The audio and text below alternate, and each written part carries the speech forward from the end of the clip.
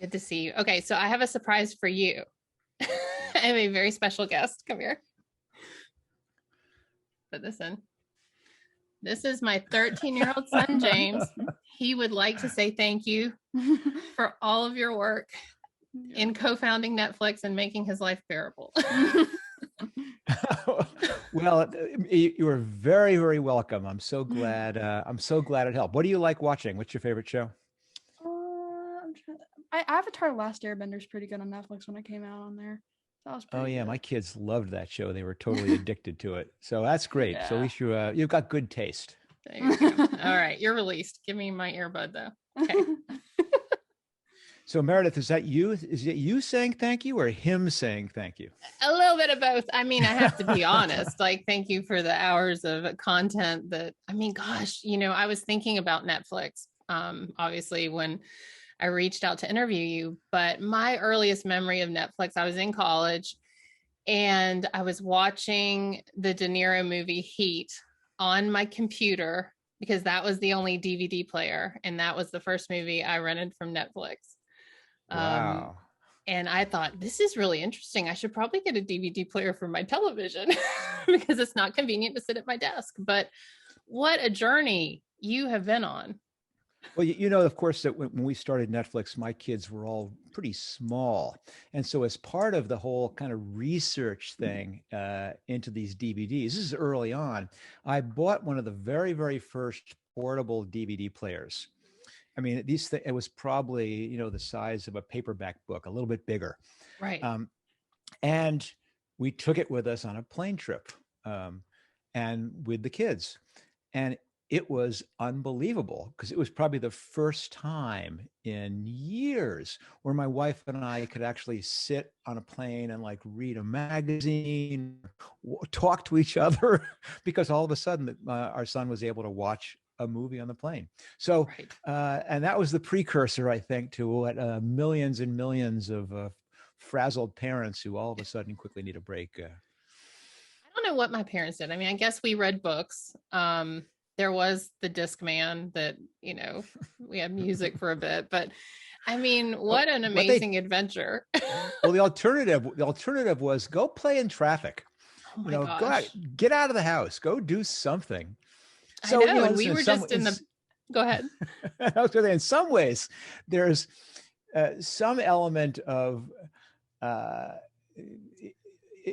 irony here, that for someone who spends so much time outdoors and for which the outdoors is such a big part of my life, to have perhaps the thing that I'm best known for being a way for people to spend more time in front of a screen. I'm not sure how I feel about that. But listen, during COVID, I know I've gotten so many comments exactly like yours and your son's, where being confined, being not able to travel, not able to see friends, and having a friend like Netflix really got a lot of people through. Well, it's funny because when I mentioned to James that he's unimpressed by people I speak to all the time. And I speak to some great people, but I told him who I was interviewing. He's like, oh, and he's paused. I said, do you want to say hi? He's like, oh no. Oh, but I do. Oh, but I don't. Oh, but I do. I was like, when are you going to get to say thank you for this? But so I don't know how far you want to rewind, because I know you're most known probably for co-founding Netflix, but you have got a long, rich history of entrepreneurship and failure and determination and grit. So where do you want to start? I like the topic of grit because I think it's such a gritty word when it comes to entrepreneurship. So let's start there. How gritty are you? I'm really gritty. I don't necessarily think about it except looking backwards. And I prefer to call it persistence. Okay. I don't really give up very easily. And in fact, the more challenging something is, the more I dig in saying, I'm going to figure out a way to do this. It's different than what I think a lot of people attribute persistence to, which is, I'm going to prove people wrong. I could care less what other people think. It's a challenge that I'm going to try and overcome. It's a puzzle that I'm going to solve. it's something wrong with the world that I'm going to figure out a way to right. And I think that's part of what's driven me, probably since I was as old as your son. When I had this going way back, this early job as a door-to-door salesman selling seeds for the American Oh, Seed Company. did you? And Now I that often is gritty. Like our kids don't do that anymore. no, it's That's true. real life. Well, the closest thing I can think now is that every single school in America has somehow latched on to the fact that they can enlist children into a form of child slavery without any consequence and have them selling giant candy bars and wreaths. And I'm sure you can name all the Wrapping things. paper. There you cookie go. dough. Cookie dough was my favorite. That's a good one. So you see, I was out there pumping seeds. But it was the same thing. It's giving these kids. I mean, on one hand, you go, God, it's just making money for the PTA or whoever it was, or for the trip to Washington D.C. or whatever the cause is. But what it really does is make kids face that closed door and say, I've got to walk up, I've got to knock on that door, I've got to overcome this fear, and see how I react to that. And for me, certainly with seeds, I got the door slammed in my face way, way more times than I was invited in for cookies. But it became this challenge of what can I say? What can I do? What can I wear? And if I do get an order, what can I now do to try and get a bigger order? And that happened by itself. But it's funny because that really is what an entrepreneur does all the time. And so that pattern has stayed with me, forever. Do you have any memory of the best-selling seeds? No, not the slightest. It was pretty commoditized, to tell you the truth. Although I was quite fond of morning glories, because my mother used to always buy a bunch of those, either whether it was out of pity or whether it was because she genuinely was fond of morning glories. That was always a big bestseller for me. Oh, that's funny. Well, I remember when we did, I think third grade for me was candy bar sales. And I was terrified to talk to strangers because I also grew up in the period of time where my parents, made me we were scared of everything and everyone because that's when kidnapping was like a big publicized thing. So they were like, don't go near cars or strangers, but go sell candy bars, So I was very torn in this, like, well, what do I do? And so my parents would always end up buying the candy bars, which probably a terrible lesson on their part. But at the same time, I didn't get snatched, right? But with the candy bars, I ended up, developing an affinity for chocolate, which led to other problems down the road. But I feel like my kids haven't had to sell anything. So they're probably a little soft. Might need to get them to sell something this summer. I think that is where persistence comes from, is, it's this constant. Anyone who has kids knows this balance. You want to coddle your kids. You don't want them to have difficulty, but life is full of things that are difficult. And perhaps even more interestingly, a lot of things which are immensely pleasurable are pleasurable because they're difficult. Mm-hmm. I mean, I mentioned I'm a big outdoors person, and I desperately wanted my kids to enjoy being outdoors, meaning doing things like climbing or backpacking or surfing. But, surfing requires paddling out. It requires getting knocked over by waves. It requires being scared, all for that 15 or 20-second thrill ride. And getting to a peak and getting that magnificent view from the summit requires suffering for 2 or 3 hours. And learning that some of the best things in life require this determination. I'm right now gearing up. In 3 weeks, I'm going to be climbing Rainier again, a big peak in the Pacific Northwest, with my son and my daughter. And it is a very unpleasant day. You get up at midnight and you're climbing through the night, and you're doing, over the period of almost 24 hours, you do about 10, 11,000 feet of climbing. It's awful. But of course, you get to then see the sun coming up just as you're getting to the summit, and you're on a volcano. So of course the views are hundreds of miles in every direction. It's indescribable, but it comes from this recognition, I'm going to suffer. and suffer for a fair amount. And anyway, I think that's grit. That's persistence. That's a large part of what being an entrepreneur is too. Well, now that we're on the topic of kids and climbing mountains, and like I did a couple Ironmans, and same thing. It's like, why would you get up at 3 a.m. to do this, to barely finish at midnight 4 times? Because I'm always, I got my money's worth out of every Ironman. They gave me 17 hours. I was like, I'm going to be out there till the last minute. But it is that sense of like, if I suffer, then I get, I don't know, a banana at the end. A piece of metal. I get a piece of metal. But how do we teach I know you're not a child psychologist, but how do we teach this generation the concept of suffering when it's such a different world out there? I mean, we take them on hikes, we let them get a little thirsty. I know we've done that with our kids. They don't want to be in the woods. They throw a temper tantrum. But so much of what you mentioned about climbing and what I'm thinking about with Ironman and entrepreneurship, I mean, it does take suffering, and we all suffered growing up, but I feel like it's not allowed you're now. very unless you're more of a superwoman than I even imagined. Your very first day out on a bike or running or swimming was not doing the Ironman. Oh, that's true. In other words, you started out with something considerably more modest. True. And maybe if you were lucky, when you were 6 or 7, you did a half-mile fun run or less. Oh yes, those were not fun. Yeah. Mile run and the PE test about undid me every year. Okay, good point. Yeah, so we did this. But the thing is that, and again, there's this lingering parallel track between entrepreneurship and these early challenges of being young, is that you can't jump in to something which a professional athlete does and still suffers. You work your way up to that. And most things are like that. And so going back again, I'm no child psychologist, nor am I, my parenting experience is 3. That's as far as it goes.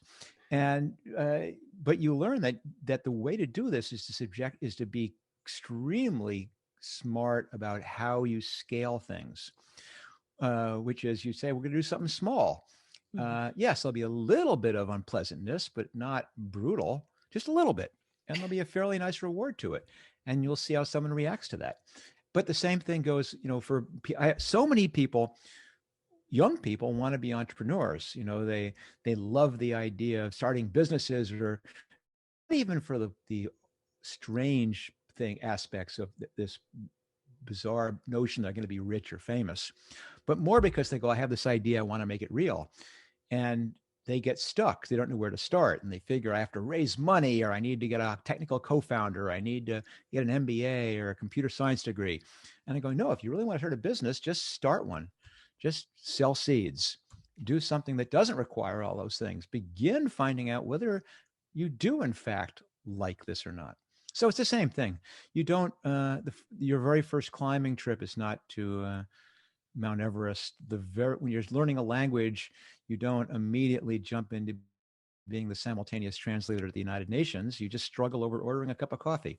But that is how you learn the language. That is how you get to be a decent climber. That's how you become a good entrepreneur, is by starting really small and learning that way. Is that one of the classic mistakes? Is cart before the horse, thinking too big, or how do you feel about thinking? I guess maybe that's a different conversation, thinking big versus planning big. But no, it's the same thing. Okay. It is absolutely the biggest mistake. I wouldn't necessarily say that the mistake is thinking big. The mistake is too much thinking to begin with, in that someone has this idea, a great idea. Oh my gosh, I can't imagine how cool this idea is. And then they do the very natural thing, is they go, okay, I got to figure out if this is a good idea or not. And they begin writing things down and researching and thinking and planning. And now they're scared. And so they keep thinking some more. The more they think, the better the idea is. Just imagine how when we have 1 million users, all these things we can do, and it gets more and more elaborate and more innate. And of course, then when they want to start, It's impossible. It's incredibly expensive, incredibly complicated. And so that's the failure. And as a result, 99% of the people don't start. And what a real entrepreneur does is the instant the idea pops in their head, they don't waste time trying to figure out, is it a good idea or a bad idea? They don't go around asking lots of people. They don't do business plans. They just immediately, intuitively try and figure out some quick and easy way to test it, to try it, to build something or make something or sell something. Because by instantly colliding the idea, even in this nascent, half-formed, one-quarter formed state, you collide the idea with reality and begin learning whether it's a good idea or not. And what separates, in my experience, a successful entrepreneur is purely that they think less and they do more. They start, they try. Yeah. And the rest of the people are dreamers. Well, so much of, I mean, we have well-meaning friends and family, but I know every time I have said I'm going to do something big and I got someone else's opinion, if I had listened to them, I wouldn't have done any of it. Like, not a one. You know, I wouldn't have done Ironman. I wouldn't have written a book because, and the one time I did take someone's advice is, I said I was going to go to journalism school because I wanted to be a writer. And they said, well, you know, you're not going to make any money writing. And I was an impressionable 18-year-old. And I was like, well, I need to make money. Maybe I'll be a lawyer. So I went to law school and I ended up hating law school, hating being a lawyer, did that for 13 years and then ended up being a writer.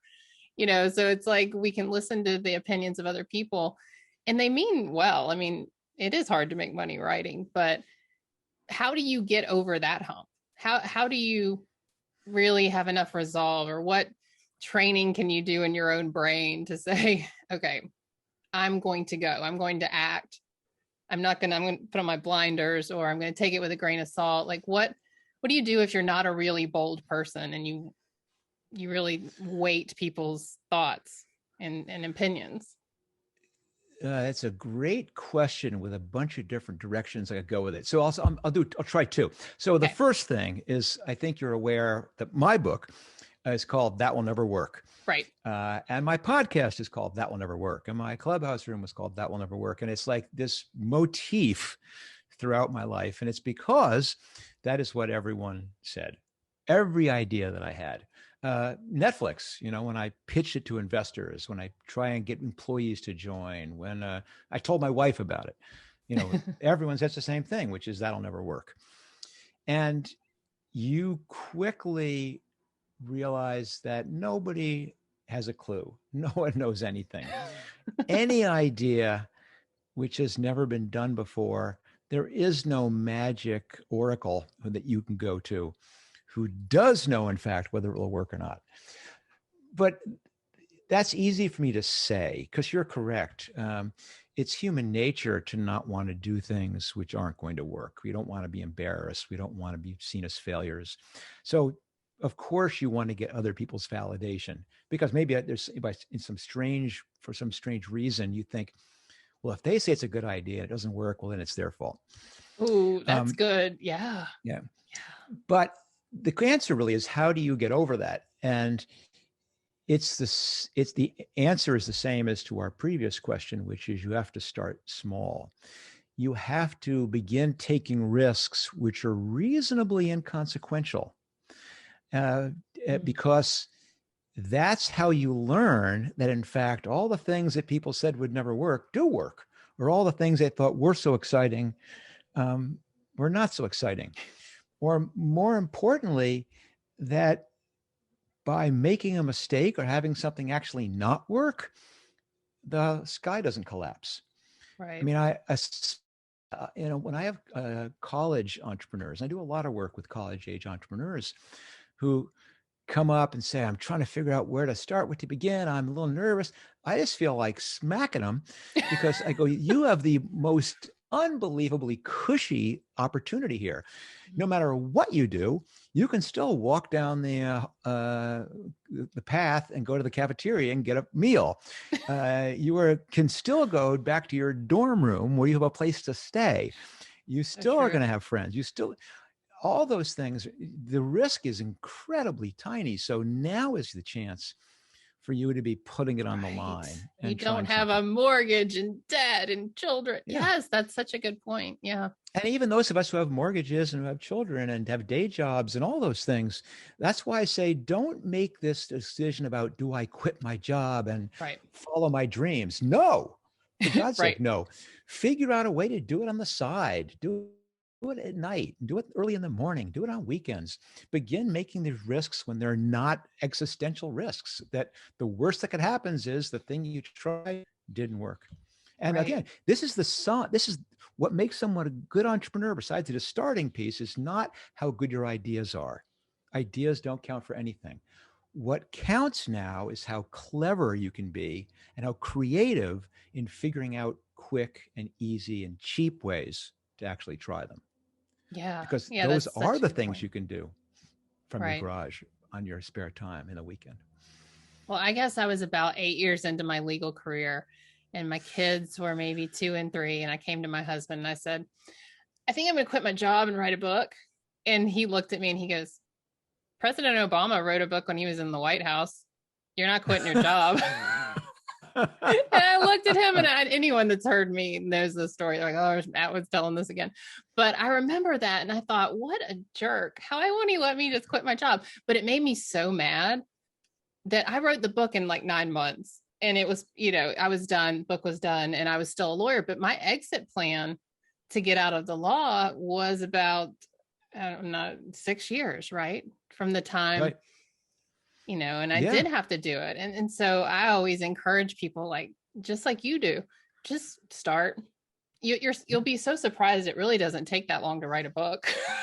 It's annoying, but you do a couple pages a day. You can do it. Yes. It's one of the few things you actually can do, little teeny bits at a piece, Right. and it doesn't spoil. It doesn't go bad. It just sits there on your word processor while you add more to it. And lo and Taunting behold. you and telling you should be a better writer. And no one will read this and no one likes you. Yeah. Oh my gosh. Well, tell me what you think about gut. What do you feel like in all your years of entrepreneurship? Where does gut play a role? Like your gut instinct? Oh, a lot, Yeah. but maybe not in the way you think. The first half of my career, the first 10 plus years, I was a direct marketing person. I did junk mail, I did catalogs, did mail order. I did direct response. And the key element of direct response is its measurability, that you can mail out a blue envelope and a red envelope, and you wonder which one's going to do better. Well, in 4 or 5 days, you know exactly which one does better to 4 or 5 decimal points of how much better it does. And there's a wonderful completeness in that process, which that you need gut to go, well, do I test red or do I test blue or green or yellow, or do I test the envelope color at all? I have this gut feeling that if I try this, it might work. So I think that part is so critical, but it always has to be tempered with some way of measuring how you're going to judge you are right or not. So a data-driven culture is, in my opinion, much, much better than a intuition-driven culture. I would much rather have someone walk into my office. Well, actually, I'd rather have someone be able to walk into your office these days. But I'd much rather have someone walk in my office and say, hey, Mark, listen, I think we should try this because the data shows. Then come in and say, I think we should try this because I've just got this hunch. And Right. And the other beautiful thing about data-driven versus hunch-driven is that you've probably heard that expression, listen, yeah, if all we have today's opinions, well, then my opinion's going to be the one that counts. And it's a natural inclination. Is that were you in my kitchen this morning talking to my children? Exactly. But if people are coming in, if the decision making is all data driven, you never know whose idea is going to be the one that breaks it open. And it trains you to stop looking to the person with the biggest title or who makes the most money, or the man. All these other flawed methodologies we've used for who makes the decision in the meeting. And having this culture that says it ultimately is, we're going to measure this based on the data, does force a tremendous democratization of decision making. So yes, I think it's important you have both, but not one without the other. What are you most proud of, aside from the answers you have to have, like my family and, career wise? Because a lot of times, like you hear Tom Brady interviewed and you think he's going to be proudest of X Super Bowl, and it's this random game against the Buffalo Bills. Like, is there a moment in your career that you're just most proud of that people wouldn't know? So Meredith, it's so cynical of you. What you is it? It's not possible for an entrepreneur or a sports figure to be proud of their family. Yes, but that's the right answer that everyone wants to give. They want to say, I'm most proud of my family. So I'm trying to. I'm not most proud of my family in the sense that you think. But I'm not gonna give the wrong answer, even though you can see the mental this is a lawyerly trick here. No, I'm kidding. But listen, so what am I proudest of? I'm not gonna make something up. It's something different. I'll pick a third. I'm proud of that I've achieved an order of balance in my life. Which I've been working at way longer than I'm working on being a great entrepreneur, and way longer than I've worked on making sure I'm there and present for my family, and way longer than I have thought about being making sure I spend enough time outdoors doing things. The challenge in life, or the challenge in my life, because I can't speak for anybody else, is how do you balance all three of those things? And I did vow very, very early on in my career as an entrepreneur that I was not going to be an entrepreneur who was on their sixth company, but also on their sixth wife. I was going to be someone who was so consumed with getting my startup off the ground that I didn't get a chance to go surfing or mountain biking or backcountry skiing. And it was a curse that the types of things that I knew made me whole, these outdoors things, weren't the types of things that I could squeeze in between my 11 o'clock meeting and my 2 o'clock call. They required getting on a bush plane and flying into northern Canada, or they required a 2-day approach hike. I mean, these, to make those things fit with the 7x24 nature of doing startups. And, Netflix was number 6, and I've done 7 altogether. Is not something you go, if I have some free time, I'll go run out and do this. Doesn't work that way. And I know it's kind of off limits here, but listen, the family stuff is the same way, is that it's completely unfair to my wife, my best friend, that I'm going to squeeze that in the time that's left over from the other things. You have to, if you want that to be a part of your life, you've got to build a life that accommodates those things. So what am I most proud of? Listen, I've started 7 companies. Okay. And 2 of them were huge, Netflix and Looker, both multi-billion-dollar companies. Okay. Fantastic. Good for me.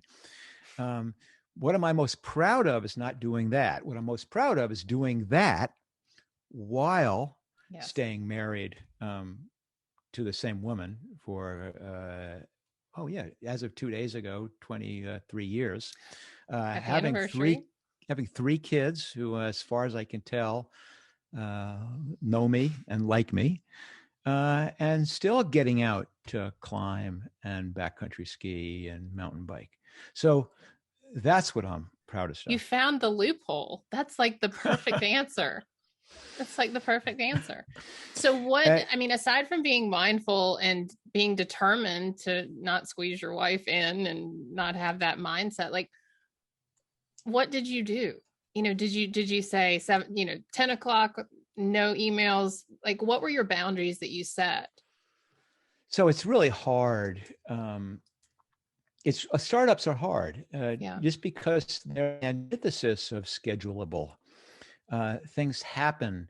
The rhythm is unpredictable. When you're doing a fundraise, it's all hands on deck. When your company's on the verge of going out of business, it's all hands on deck. In fact, you almost never get any of the hands off the deck in a startup. So um, it is boundaries. And I will tell you one story. And I've as with your book story, I've told this one before because it's so important, which is that I had this principle, and this predates Netflix, but it was that every single Tuesday, without fail, 5 o'clock, I was out the door, and my wife would have a sitter, and we would do a date night, no phones. And if you people know how anyone who works knows how hard that is, and especially at a startup, there's always a crisis. But I was resolute about it, that there's no exceptions here, that if there's a crisis, we are going to wrap it up by 5. Or if you absolutely have to speak to me, well, we're going to do it in the way to the car. And this amazing thing happens. And I'm a big believer in that culture is behavioral, not aspirational. But after you say it enough, it's kind of this amazing miracle happens that crises stop happening after 5 o'clock on Tuesday. And then even more powerfully, all the people realize that when Mark gets up every so often and goes how important balance is, and that he's not just spouting, he's not just doing the break room poster, that he's serious. He's walking the walk. And then they, amazingly enough, other people begin taking time for themselves. So it's these boundaries, and it's obsessive planning. It's recognizing that you have to plan forward, but you've got to measure yourself backwards. Every week, I look back and say, how do I do? Every month, I look back and say, how did I do? Every quarter, and then a big one every year about how did I do on balance, and what can I do to get better at it, and what mistakes am I making, and how do I feel this is not working? And it only happens if these big, difficult things only happen if you say, this is what's important to me, and I'm going to do what I have to do to make them happen. Do you have a morning routine? Yes, but it's, there's a big conflict. For me, the best time to get out and exercise is first thing in the morning. Yeah. But I love waking up, taking a hot tub, I have a really nice espresso machine, making a coffee, and then sitting and reading for 45 minutes to an hour every morning. And my wife, she sleeps a bit later than me, but she'll come down, we'll have coffee together. It's this really wonderful time before the day starts, where it just feels like it's just me, or just me and her. And especially during COVID, my daughter has the same. It's funny. She has she's an adult daughter now, but she has the exact same schedule. So both of us will come down, and we basically know this is not the first half an hour while the caffeine's hitting is not a time for conversation. Right. So the two of us will be sitting there reading, drinking our coffee. Very nice. Love it. I hear you, because my daughter, we tend to get up at 5:30 and go to CrossFit, but it's like, I like to sit and read and coffee, but certain days are certain days, but sometimes you just got to go pound some barbells. It's okay. Those are two. Listen, if I get up early in the morning and go for a run or go for a hike, that's pretty good. It's a pretty good start to the day too. Yeah. Well, let's talk about your podcast. That will never work. So you are actually talking to like everyday people, right? Yeah, it's a little different because initially people were going, oh, you should do a podcast, and just think of the guests you can get. And maybe it's true, because I do have a lot of friends who are successful entrepreneurs. I could have done a version of how I built this, but there's already a how I built this, and it's way better than I could do. And I went a different direction because, for 20 years, I've been kind of mentoring other entrepreneurs. I've been trying to get people to get off their butt and do something. Or if they're already doing something, to try and say, how can we make this a bit better for you? And if there was a breakthrough, it was about a year or so ago. I began recording those calls, and with their permission, and Right. purely because I wanted to be able to say, when someone calls me with a similar issue, to say, listen to this call, and then we'll talk. And it was really kind of interesting because it was surprising to me. I mean, because the people would listen to the call and go, that was helpful in terms of the technical thing you were talking about. But the really interesting thing was realizing I'm not alone, because entrepreneurship in many ways is a very lonely profession. And to have this realization that other people are struggling with the same things, and not struggling with things like marketing or sales or your technology, but struggling with things like life balance, or struggling with how do I get along with my co-founder, or struggling with my board, which are not things you hear talked about a lot, we're finding valuable. And the other thing is they were saying, I want to meet this person because, gosh, it's so interesting. I'm drawn in. I'm identifying. And that made me realize that if just one person wanted to hear it, maybe other people did. And so in a nutshell, what the podcast is basically me talking to everyday people. These are not captain and captainesses. Captain's gender neutral. Yeah, of course it is. Captains of industry. In fact, assuming it might not be gender neutral is making an assumption. Okay, captains of industry. It's talking to people who have an idea and trying to figure out where to start, or have a side gig trying to make it a real business, or have a real business trying to bring it to the next level. And I give them the exact same mentoring as if it was me spending an hour with them on the phone one-on-one, but now I let other people listen in. And it's been incredible. The number of questions and problems they have is way more than I thought would come out. The businesses are all over the place, from someone who's doing robotic house building, to someone who has a gallery for erotic art, to someone who's building a 60,000 square foot indoor adventure park in Texas. They're the coolest businesses, the most interesting entrepreneurs. And I get a chance to just sit and chat with them for half an hour and hopefully give them a nudge and put them on a better path. That's awesome. Well, Marc, thank you so much for your time. Everyone check out his book, That Will Never Work, and the podcast, also by the same title. And I just, we're grateful for you. It's my purpose now. I've done well enough as an entrepreneur, and now I'm kind of saying it'd be a shame if I didn't take all the things I've learned in my 40 years and use that to try and get some other people to hopefully have a shot at the same fulfillment that I've found as an entrepreneur. Well, thank you so much, Marc. Meredith, it's been a pleasure. It's really fun chatting with you.